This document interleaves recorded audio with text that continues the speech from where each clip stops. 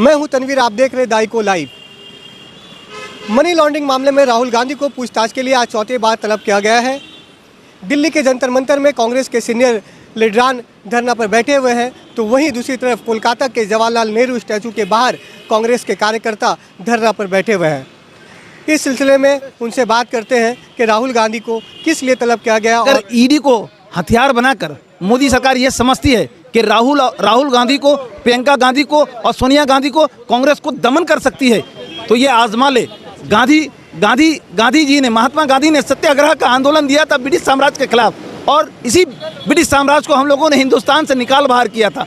अगर मोदी सरकार उसी राह पर चल रही है, अगर ये सोचती है कि जिस तरह से आरएसएस और ब्रिटिश मिलकर गांधी को रोक नहीं पाई, अगर बीजेपी ये सोचती है कि बीजेपी और आरएसएस गांधी को दोबारा रोक लेगी, तो ये उसकी बहुत बड़ी भूल है। हम ये समझते हैं कि अगर गांधी जी को, अगर राहुल गांधी को डिटेन किया गया या उनको अरेस्ट किया गया किसी फर्जी मामले में, अगर उनको जो है हैरेसमेंट किया गया, तो पूरे हिंदुस्तान में सत्याग्रह हर चौराहे से निकल पड़ेगा। सत्याग्रह के आंदोलनकारी, सत्याग्रह के वीर रास्ते पर नजर आएंगे, आवाम भी रास्ते पर नजर आएगी और मोदी सरकार को हिंदुस्तान से उखाड़ फेंकेगी। इसमें और भी अहम मुद्दे हैं, उसको ध्यान हटाने के लिए क्या राहुल गांधी को बार बार ईडी दफ्तर तलब किया जा रहा है? देखिए, बात तो रोटी कपड़ा मकान का था। अभी मोदी जी ने आके राजनीति को धर्म के नाम में बांटने का जो प्रयास है, ये तो एक एंगल है, इनका पॉलिटिक्स का एंगल है। अभी रोटी कपड़ा मकान कहीं पर दे नहीं पाया। आप देखिए इकोनॉमिक्स का हालत, इकोनॉमी कहाँ चला गया किसी को पता नहीं लग रहा है। एक युवा अपना भविष्य कहाँ देखेगा, वो भी पता नहीं लग रहा है युवा को।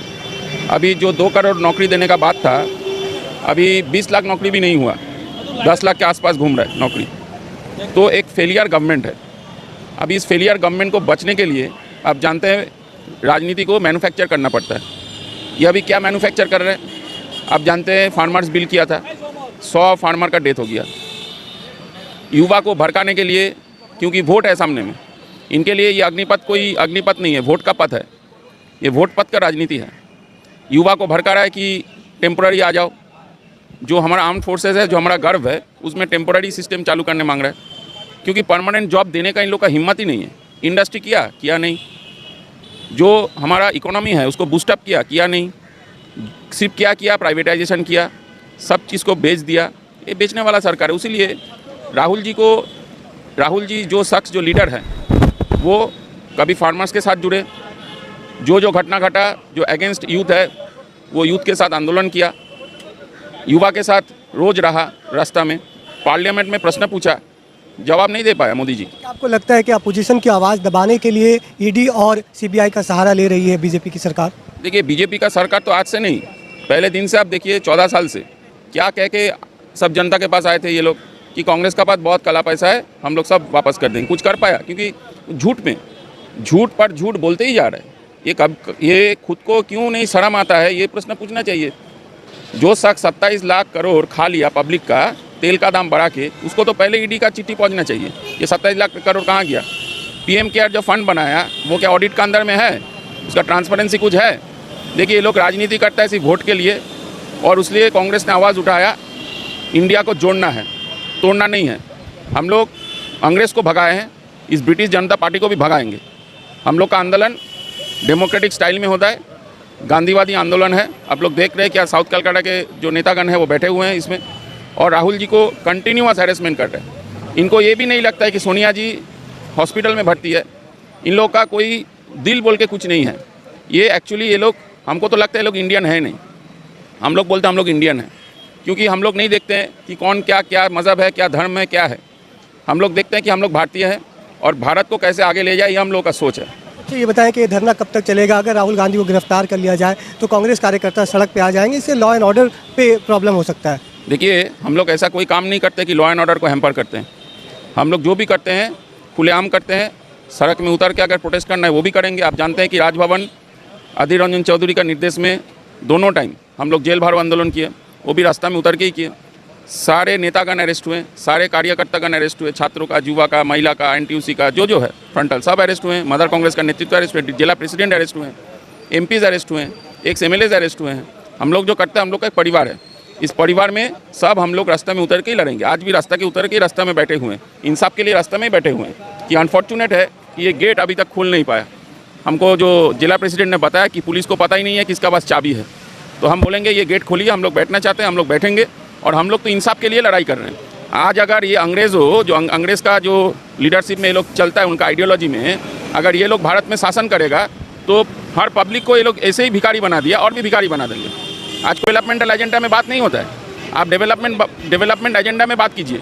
कितना आपने रोटी का जुगान दिया, कितना मकान का जुगान दिया, कितना नौकरी का बात किया, आप तो करते नहीं हो। जब हम लोग रोटी कपड़ा मकान का बात करता है, आप लोग कांग्रेस का नेतागण को हैरेस करते हो, कभी ईडी लगा देते हो, कभी दूसरा कोई एजेंसी भेज देते हो।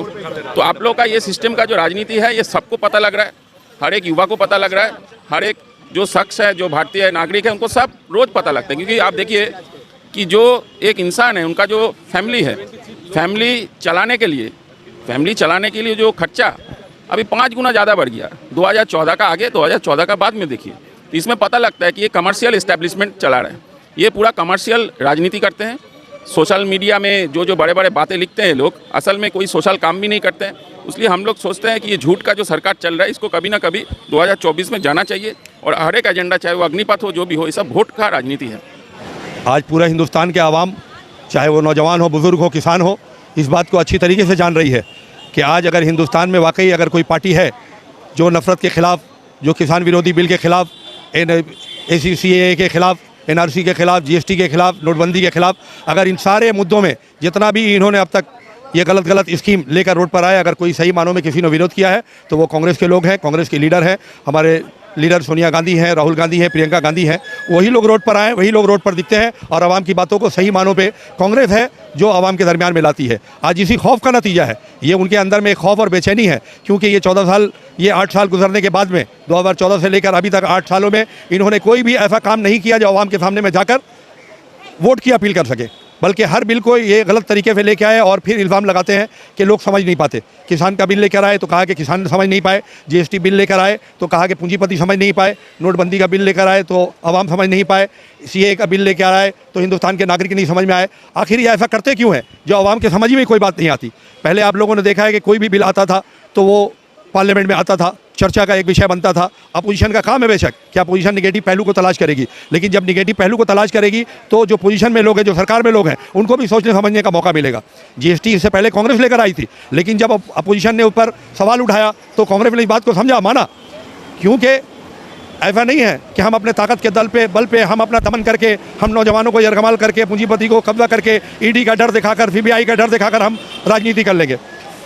आपको लगता है कि अभी जो अग्निपथ को लेकर पूरे हिंदुस्तान में जो हंगामे हुए हैं, उसमें बताया जा रहा है कि अपोजिशन का हाथ है, ये बीजेपी की तरफ से एक आरोप है?